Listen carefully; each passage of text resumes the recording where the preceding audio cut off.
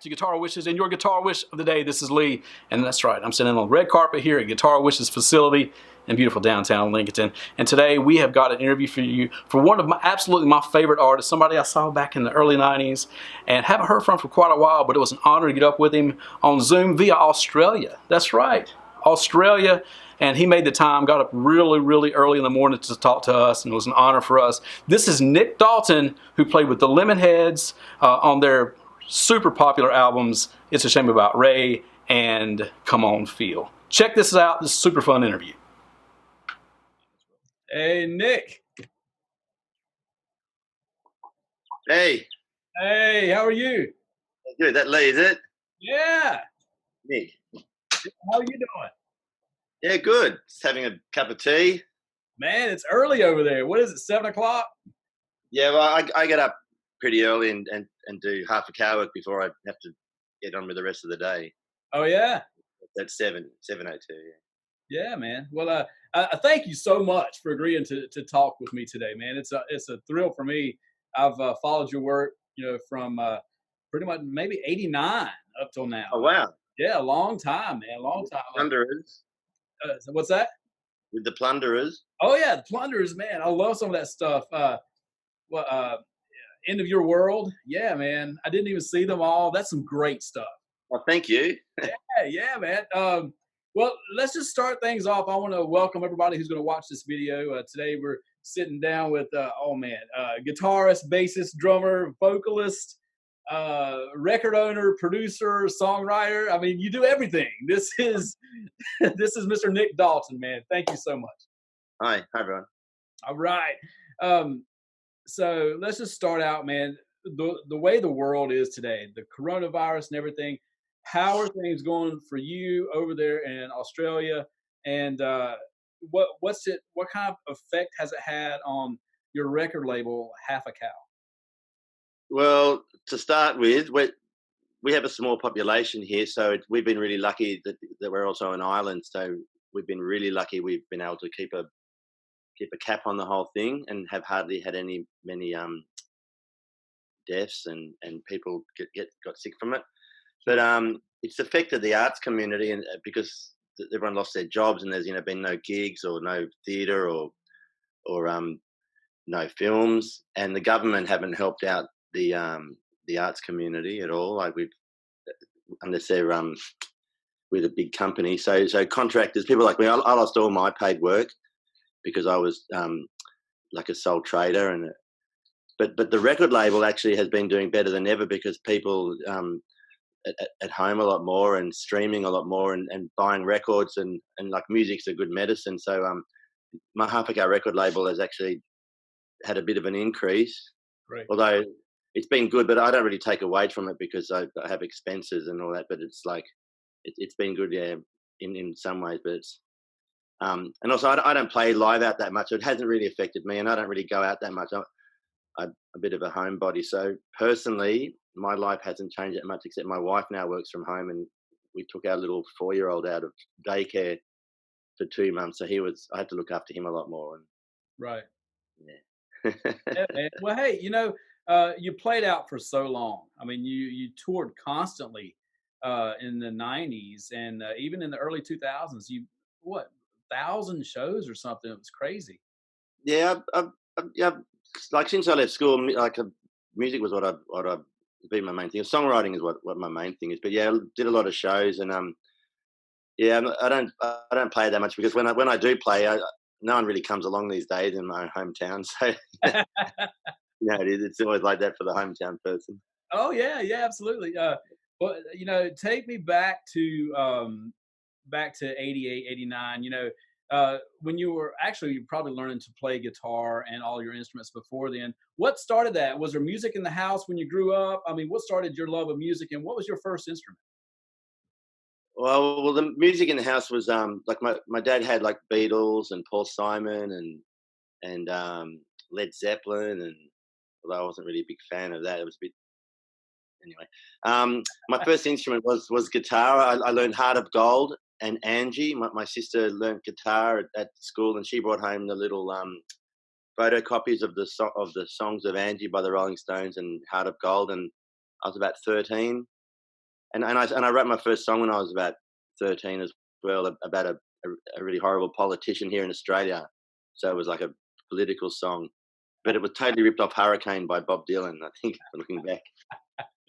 And so I played guitar when I was a teenager. I started playing songs, when I was 15, 16, and then when I left school, I was in a punk band playing guitar, but at the same time, I started playing drums in like a folk rock band, and so I was always in a couple of bands at the one time. So that's always been my thing. Like, never really been in one band, always been in a few bands, and always played different instruments in different bands. Yeah. Yeah. I really want with this video, especially, to for everybody that's going to see this, really promote the stuff you've done with some of the. I mean, Godstar, I thought was an amazing band. Also, people don't realize here, in America, who are not in that circle, that you are an incredible vocalist as well. I mean, you are. I think you're great too. Really. No, that's not true at all. I hate my singing. It's so. But no, it got along really, really well with the stuff you were doing. I think about like the song Cristo. Remember the Cristo? Cristo reminded me of surf rock. Oh yeah. Yeah, it had that vibe to it, and then you turn right around, and I'm thinking about Godstar now, like Lie Down Forever, Bad Implications. That stuff reminds me of like the Cheap Trick or the Ramones. Yeah, was that the vibe you were going for at the time? Oh no, my vibe then was a band called Psychic TV, where I got the name Godstar from, Genesis P. Orridge, I think. And it was sort of like that song Godstar, which Psychic TV wrote about Brian Jones from the Rolling Stones. It was this sort of really poppy, psychedelic, upbeat song. And Godstar was pretty much, I wanted to have psychedelic, upbeat pop, but the lyrics might be a bit down. So like a song like The Brightest Star is actually I think it's about a kid who suicided. And so it sounds all happy, but it's actually really quite a sad song. So I always had a blueprint for Godstar, and that was it. Yeah, like that's why I only really did sort of the 2 records, because I sort of moved on from that. Right.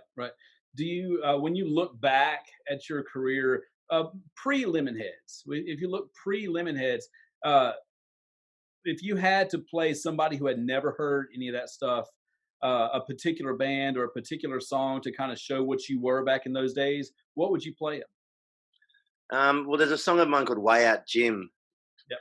which I think I'm really proud of, and it sort of shows the sort of the Velvet Underground-y sort of, I don't know, the sort of Flying Nun sort of like that, like sort of where, I don't know, just a nice little song, which was about not seeing Nico when she came and toured Australia in the mid-'80s. I didn't go along because I didn't want to be disappointed. So it's also about music, I suppose, when you don't want to meet your heroes. Or so I'd probably, I sort of always think of that song because I know a lot of people like that song, and I've always played it live. It always goes down well. Yeah, it's 2 chords or 3 chords. Yeah. I'm on the way out, Jim. You're on the way in. I'm on the way out, Jim. You're on the way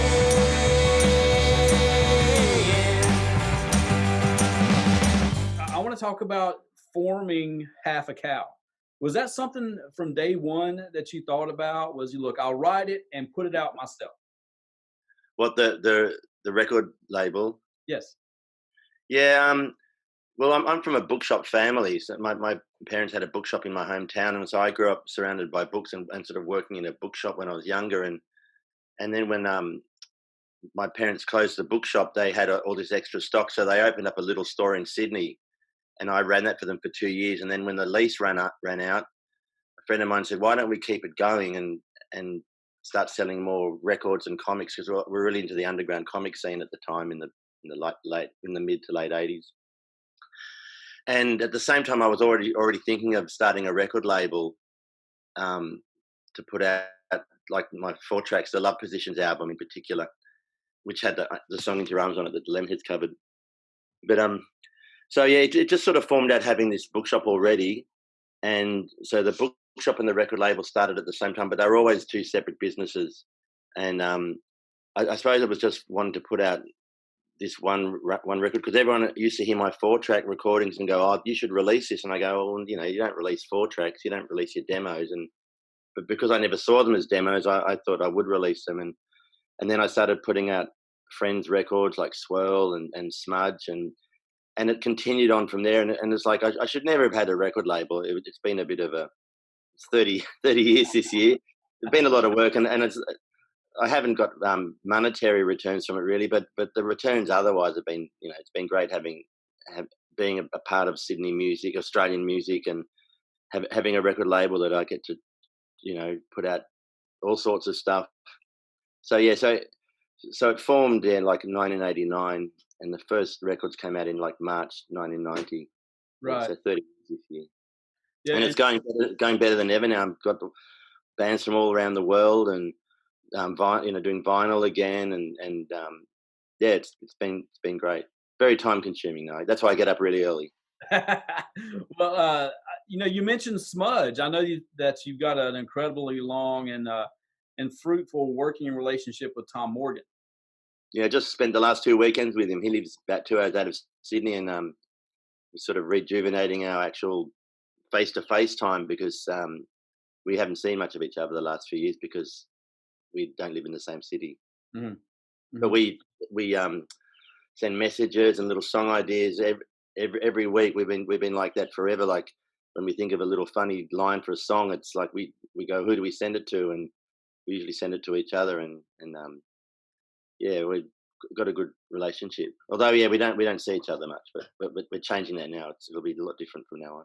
Yeah, that's good to hear. I mean, y'all got some incredible, some really catchy songs that you've written together. You know, Yeah, well, I was always the chorus guy, and he was always the verse guy. I think my thing is I can come up with a good catchy chorus, and then let the clever lyrics for someone else. oh yeah, absolutely. Listen to the Lemonhead songs that they covered. "Into Your Arms" you mentioned, and one of my favorite songs that, again, I didn't realize that it was actually yours till many years later, was "Kitchen." Oh yeah, that was actually that was about Alison, the Smudge drummer, because we went out for about 3.5 years. She's still like my best friend. We see a lot of her. She's good friends with my wife. She lives down the road. We spent Christmas and New Year's with her the last few years, but that song, that was just stuff I'd written down in my diary. So if you notice it, nothing actually rhymes in that song, but I put the whole prose to a song, and it seemed to all fit. Are there demos of that song and "Into Your Arms"? Are there demos with you doing everything, just laying around somewhere? Yeah. Well, Into Your Arms, Robin St. Clair wrote. So I actually didn't have anything to do with the writing or recording, although the song's about me, so I have some to do with it. But we don't really call, like, the recording I did of Kitchen was done on a 4-track, but that was my recording of it. So I don't call that a demo. Like, I'm pretty specific about what songs are demos and what songs aren't. Like, I rarely do actual demos, but I'm in certain bands where I do demos for the band to learn, so they're definitely demos. Right. But the version of Kitchen was my version of it, and it got released like on the Bus Stop label in Carolina. Released it first. Right. And then Tang, and then the Hummingbirds did a version of it as well, and Evan played drums on that, and that's what inspired him to do his version. Yeah, I think about the amount of talent there. You know, you and surrounding yourself with people like Evan and Tom Morgan and Juliana and all of these incredible players, man. Just the amount of talent just blows my mind. Yeah. Crazy. It's funny you mentioned Juliana, because I was a big fan of the Blake Babies, and in fact, the guy in the record store here said I was the secretary of the Blake Babies fan club, and this was back in like 1990 or 1989, 1990. And then suddenly in the early 92, I was living in her flat with her and Evan. It's like, and I didn't really know much about the Lemonheads. I mean, I knew the Lemonheads, but I was a big Blake Babies fan. It was really full on, like, shit, I'm actually living with the, you know, with Juliana from the Blake Babies. So that was always a bit weird, you know, like. That's awesome, man. You know, and I guess around that time period is when Evan called you to actually join. Or now, was it to join or just to tour with the Lemonheads?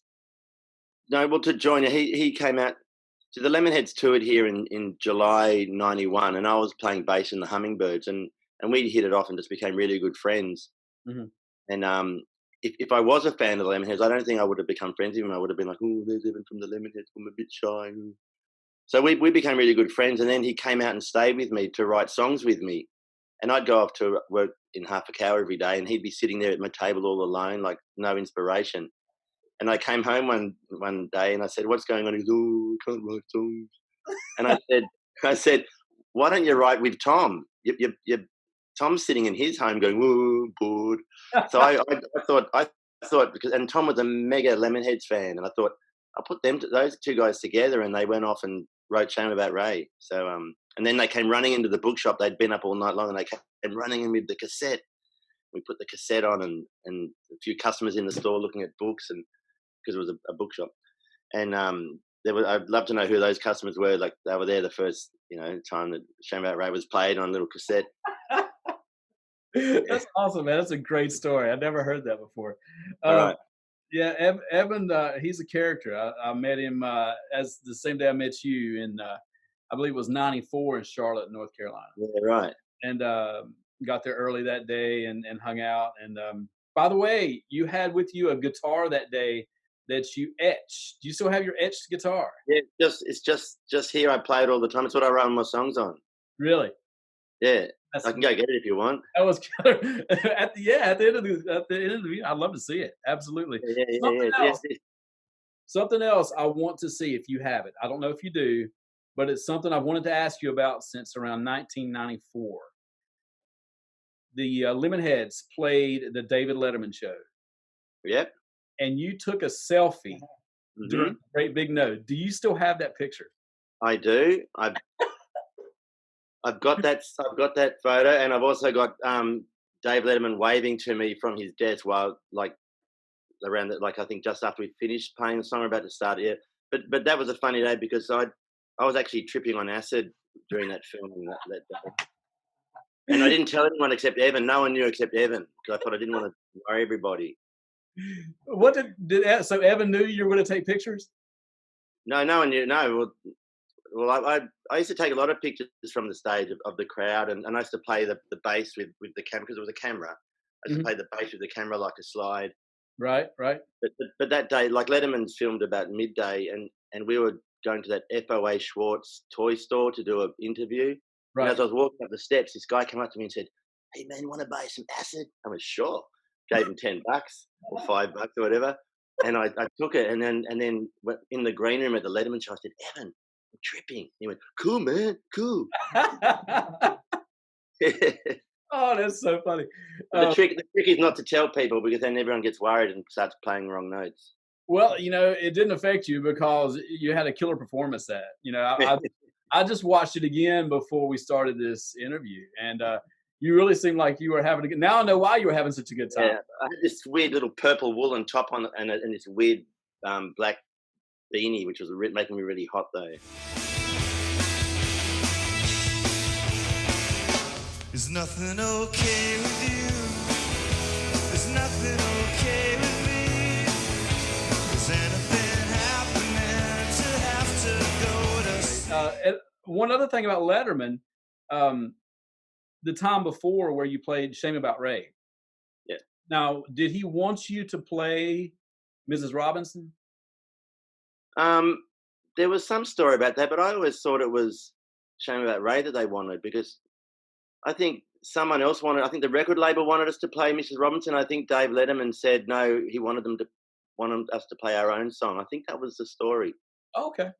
Yeah, but Evan didn't. He didn't want to have the band play along with him, and I was so excited because I'm this massive Blues Brothers fan from when Animal House came in. I was a big John Belushi fan, because my dad went to America in 1978 and came back with all this Animal House stuff because the movie just came out. So I was this mega Animal House fan before it even got released because there was all this book merchandise with it.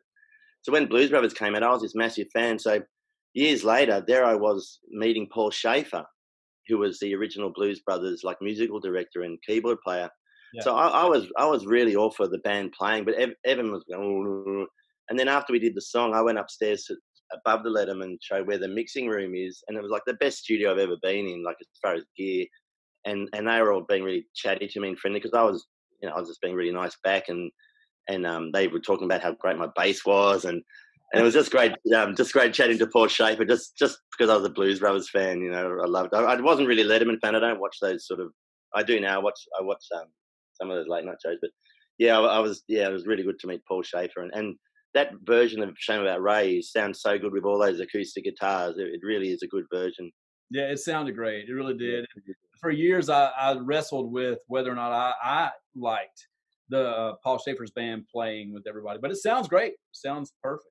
Yeah, I was just a bit disappointed they didn't have our drummer Dave, and I remember having an argument with Evan's mum about that, and she goes, "Well, Evan's the Lemonheads," and I go, "Well, we're a band," but like they were always pushing the Evan side of it, but I remember like there was a bit of friction about that Dave, the drummer, wasn't part of it. So was he there? No, well, he was back in Boston. We hadn't actually started. We'd only played a few shows. Yeah, but if you look at the video, the film clip that Jesse Peretz, the old Lemonheads bass player, made. If you look at the film clip that we made out in the desert in LA, I still hadn't known the chords. We hadn't rehearsed yet, so I don't know what the chords of the song are. So if you watch what I'm doing on the bass, I'm just playing anything because I didn't know that. I know I could have learned it, 3 chords or whatever. Right. But I arrived in May, like the last day of the LA riots, and we didn't play till July. So me and Evan just hung out for 2 months. I just followed him around like Boston and Massachusetts because I had no money, and we didn't. When we had the tour booked in beginning of July, we said, "Oh, we better rehearse." So we had a few rehearsals, and I learnt the songs, and then that was the end of it. But yeah, I didn't know. I didn't know. I think when we did the Shame About Ray on Letterman, I know that was in December. Yeah, but Dave was around because we were touring. Sorry, yeah, I'm getting a bit mixed up. Yeah. This is Shame About Ray.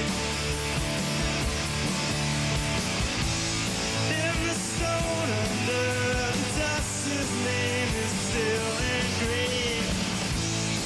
The Shame About Ray stuff, you came in, you toured, and a lot of people mistakenly think that that's you on the record. Now, that's not you, that's Juliana and on the album, but you toured it, and then you guys wrote Come On Feel while on tour. I've always considered those 2 albums kind of like twins, kind of a happy versus melancholy, but I've always considered those albums twins. But if you but if you listen to the bass on Come On Feel, you are playing some killer runs. I mean, some of the things Dawn Can't Decide, I know that was you wrote that, but the bass line on Dawn Can't Decide is amazing. Thanks. Dawn can't decide if there should be more of the court. She's sick of being inside. I remember after when we were recording that album, that the Robb brothers, the producers, they said, "Oh, wish you'd played on Shame About Ray," but because when Juliana was great, there's nothing wrong, but it would have been good if I'd had played on it. But there was problems with me getting over there. Like Evan did want me to be on it originally, but also because Juliana was his friend, it made sense for her to do it and to sing on it. But looking back, I think they all wish that I'd played on it. But she does a great job. Oh yeah, she did. Yeah. Yeah, nothing against Juliana at all, and she played great. She's a fantastic musician. Like because we first toured. Our first tour was with the Juliana Hatfield 3, and she's such a great guitar player. Right? Oh yeah, she's really good. Super underrated, I think. I've always liked Juliana a lot, and I love the Shame About Ray album. But Come On Feel is probably my favorite album from the Lemonheads. And your bass playing is a huge part of that, man. I'm telling you. Thanks. Let me ask you. I know that right after that, you and Dave left, but you were actually invited back for the next album and to tour with Carve Up and Cloth, but that didn't pan out. Well, yeah, I came over and we rehearsed, and Evan, I didn't have a bass, and Evan said, "I've got a bass for you," because he was friend with Paul Simon's son. And he goes, "I've got a bass for you. It'd be good." And when I opened up the case, it was the same Guild Starfire as mine, same cherry red Guild Starfire that that I didn't use in the Lemonheads because it's quite old, but it's my main bass. I use it all the time now. But I said, oh, this is the same bass as mine, and I think Evan knew, but a couple of the other guys couldn't understand why I was so excited that it was the same cherry red Guild Starfire of Paul Simon's, but in better condition. So yeah, we rehearsed, and Evan, like, he gave me all this ecstasy and like cuddling me and going, come on, come back. And I say no, because I was really busy in Australia with the record label and the bookshop and trying to get my life together, personally, and I just couldn't, because it was just crazy times touring. So but we reformed on and played in a little New York bar called Cine or Cinead or something, a little Irish bar, and we played Into Your Arms, just the one song after a cover band played, and then I got up with the cover band and played The Letter, the box top song, with them. So that was in March, the same night as the Oscars, March '96. Yeah, so we reformed for one song, me, David, and Evan.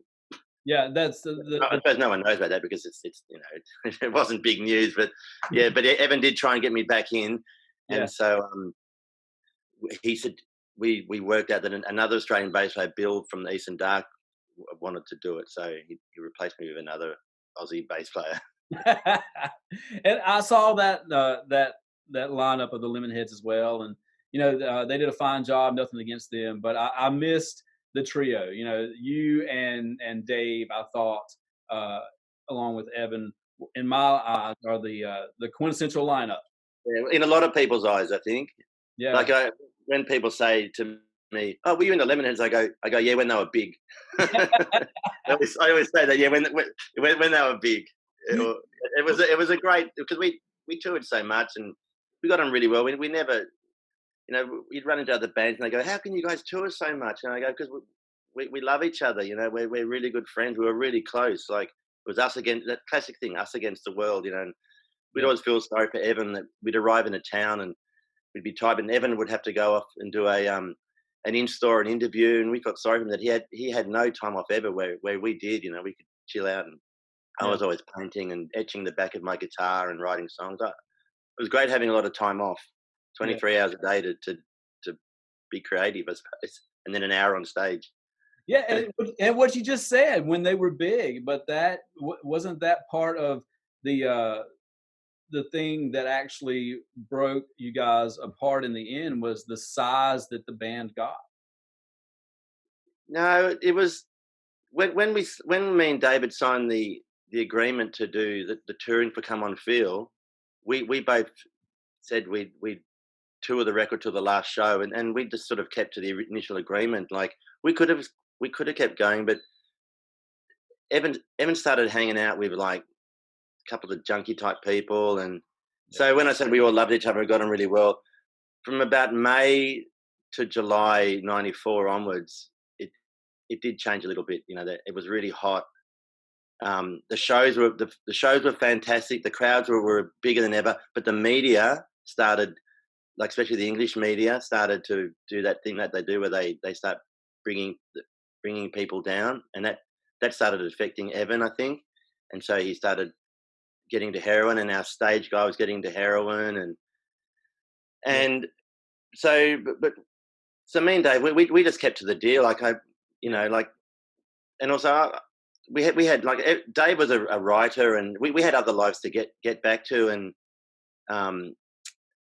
I was sick of living out of a suitcase for 2.5 years, and it just drove me crazy. Like, every time I'd hear a car door slam or a horn beep, I'd jump like someone coming back from a war, like shell shock. It was like that for a couple of years, and I realised, about 2 years later, I looked over on my floor, and I had a suitcase there with my clothes in, and I was still living out of a suitcase like 2 years later. Yeah, and it's it's a big thing, traveling, like all the flying. Like, flying is a freaky thing, to fly around and put on a party every night. You don't have to tidy up the next day. Like, it's heaps of fun, but it's very taxing on the brain. So so we left only because the contract had it, and we just had enough. But not so much of Evan, but just of living out of a suitcase. Sure, and even your recollections of Evan at the time. The first time I met him, really, really, really happy. Very, very down to earth guy, and he still was. Don't get me wrong. The last few times I talked to him in around '96, but his demeanor had changed quite a bit, and even he will tell you, even Yeah, yeah, yeah. No, it's a bit sad actually because he doesn't have a normal life to go back to where most other people do, and it's like this is his life. Having like he always needs to tour and yeah, always needs to party. It's like where's the next party? right. You Right. know? But, I know that, you went back at that time and was working with Half a Cow, and you even went to play with Evan again with his solo record, and that's when you had a brain aneurysm. Is that correct? Yes. Um, when he sent me car button, no, not car, the baby on board, and I was living on a farm by myself, about 5 hours out of Sydney, in the middle of nowhere. I couldn't see any other neighbours, and just like I sort of retired in a way at age 38. And he sent me the baby on board, and I thought this is the record he should have made when. Like when I met him, he was going to break up the Lemonheads and do a dark country record. That was what he was going to do. But he met me and Tom, and it all changed. So we sort of changed him into a pop star in a way. It was our fault.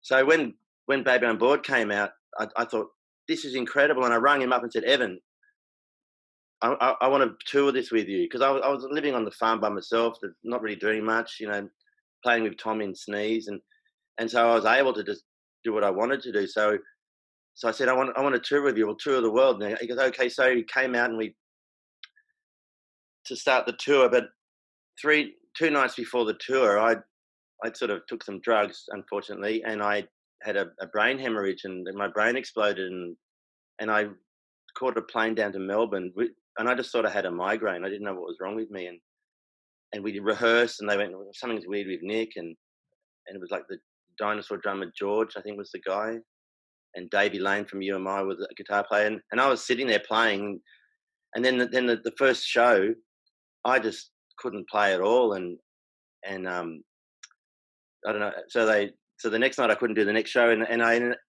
spent 2 weeks lying on a friend's floor, not knowing what was wrong with me, and my dad took me to the hospital, and they said you've had a brain hemorrhage, and so I spent the next 3 or 4 months just going between my mum and dad's house, completely out of it, and it was a wake up call. I've never taken drugs like that again, but it wrecked what the future would have been. I stuffed up Evan's tour. He had no bass player for half the shows, and then everyone thought I was just being this druggie, not being able to play. But it happened before the tour, so we.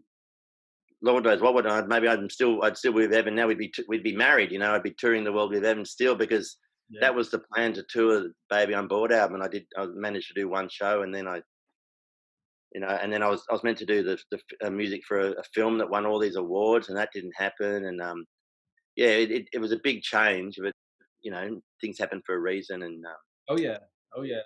How did you heal up 100% from that? uh, well, my right side, I can't hold a plectrum in my hand. I don't know what string I'm hitting, so I play guitar now with my fingers and thumb, and so it looks like what's he doing? But I think I've actually become a better guitar player just from this weird style I've got, using the fingers. I suppose like Lindsey Buckingham uses his fingers. It's like, I don't know. I mean, it has affected me. Yeah, Right. I played drums in a cover band because I felt the drumming's really helped, and I've gotten better at the drums. But yeah, I think it definitely has affected me. But it's more of a thing. My handwriting's really messy, and my hand feels really clammy. I can't tell what string I'm hitting when I've got a plectrum. That's about it. Right, And right. my face, I don't know. When people can't see me, they go, "Have you had a stroke or an aneurysm?" Because they can see that the side of my face is sort of droopy. As far as my brain goes, I think I'm just better than ever. I saw a video of you recently where you were playing with the Gloom Chasers, Oh yeah. and so tell me about the Gloom Chasers. Well, that was after the Plunderers and then Sneeze and Godstar. Like Gloom Chasers was my main band where I put all my sort of serious songs, and we did sort of 2 bluegrass folk albums. And then live, we started doing, you know, Plunderers songs and Taylor Swift songs and a lot of Velvet Underground songs and Take the Skinheads Bowling and so and I started playing electric guitar because I used to play mandolin in it. So the band changed from a bluegrass folk band to a like whatever band, like whatever songs. And so that band's actually split up now because like last November we played a show and there was only 8 people there, but I got 4 of the people dancing, so half the room danced. There you go. But I just felt it was just becoming like not what it was meant to be, and like I just had to change the name. So the Gloom Chasers have morphed into the Dairy Joys, which is I think it's a hamburger joint outside of Boston, the Dairy Joy. Mm-hmm. So it's changed into a new band because I felt the Gloom Chasers was really good. It's where I put my serious songs, and all those songs I sort of had a character about the faded rocker, which sort of you could base it on the real events, but I sort of like having a character in the song. So if you listen to the 2 Gloom Chasers albums, there's like a character there of the rocker having to sort of settle down. Yeah, just yeah. Wow, man. And so, is that what you see is your next chapter in music? Yeah. Well, I'm sort of been recording this album, the Gloom Chasers album, and I sort of felt uncomfortable about calling it that. So yeah, I'm in the middle of like halfway through finishing this record, but I'm also in a band. We do music for kids, and that's with Alison Galloway on the drums and some other friends, and we're signed to an actual big label that the Wiggles are on. So we've got ABC, the ABC, which is our sort of Australian national broadcasting. Like, so to me, it's the biggest break I've ever had is to be signed to be in a kids band, signed to the big kids to the label that has all the Wiggles and stuff. Because I really like writing songs, and I think I found my home where I can be really poppy, and the rest of the band don't groan and think, oh, that's too poppy because it's a kids band. You've got to be poppy. Oh yeah, you have to be. So that's my main outlet now. Live is the Sticker Club, we're called, and then I'm doing this Dairy Joys, but I'm also doing like heaps of.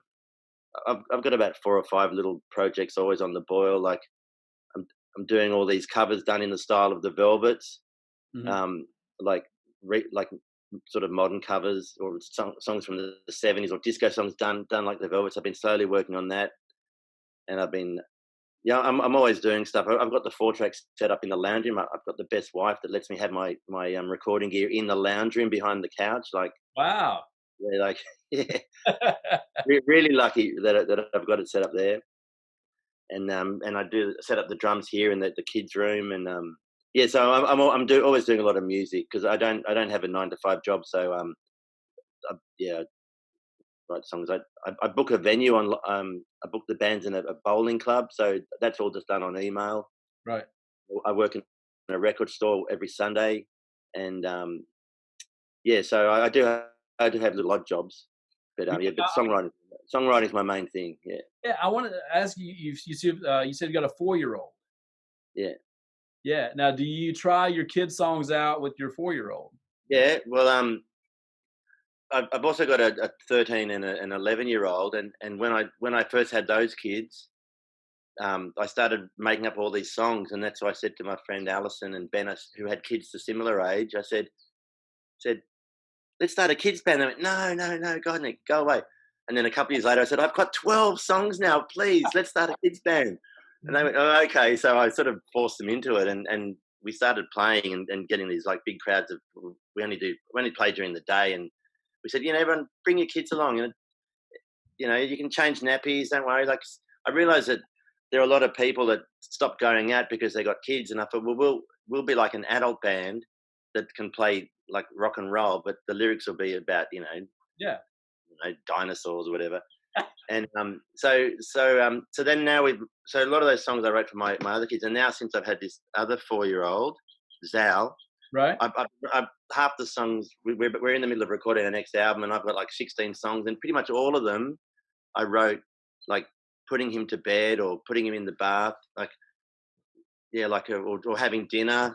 Yeah. So he's a huge inspiration, and he's also named after Zolman Yanofsky, the guitarist from the Loving Spoonful. Oh yeah. They call him Zolly, but it's Z-A-L. My wife said, "What should we call our boy?" And I said, "What about Zal, Z-A-L, from Zolman Yanofsky?" And she goes, "Yeah, sure." So I really love it, the fact that he's named after one of my favorite guitarists ever. That is awesome, man. Hey, I wanted to ask you about your guitar. You offered to show me your guitar that you've been etching. Do you mind sharing that with us? Yeah, it's just here. I'll just get it. Hang on. All right.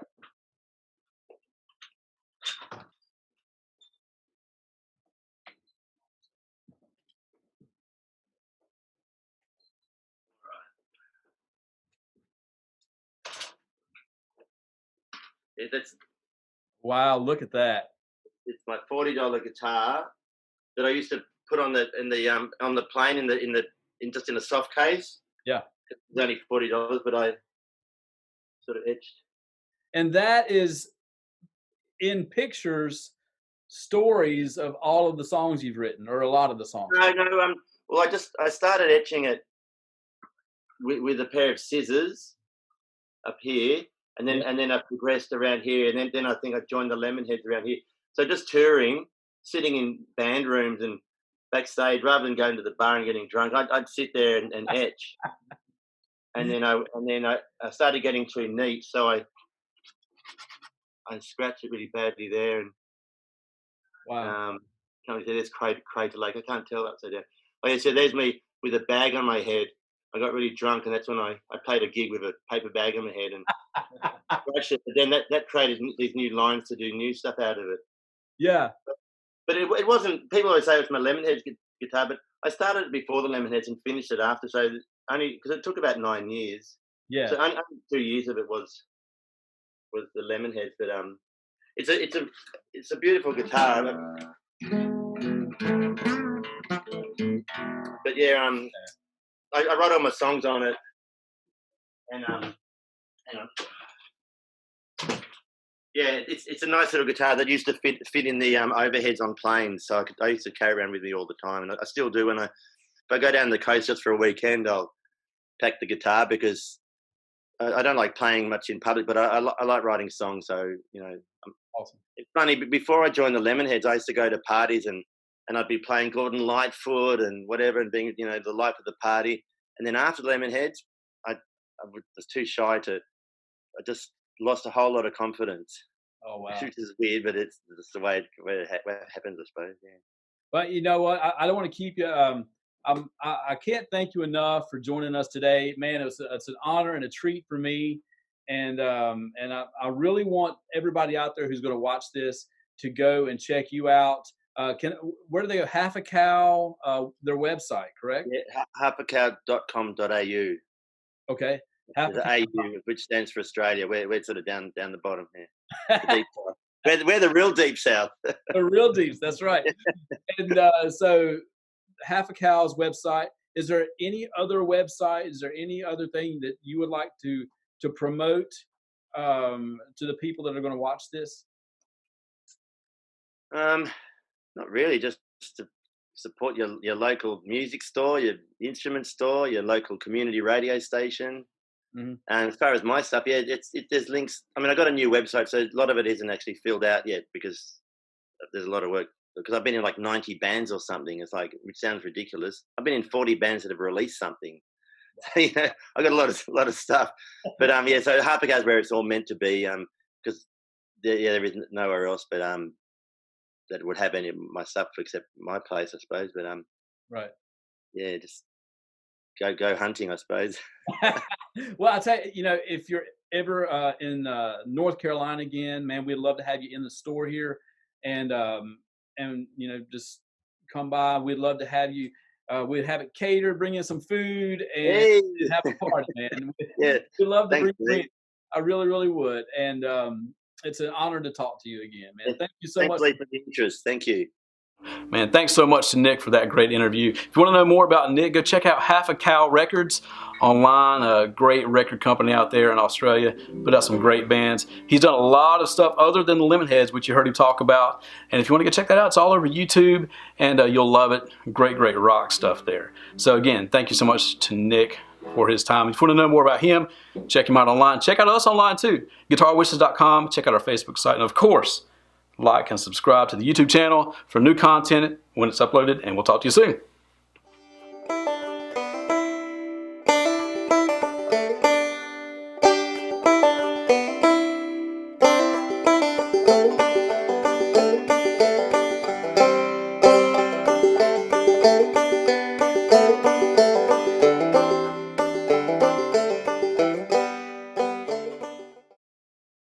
Cruising for a bruising.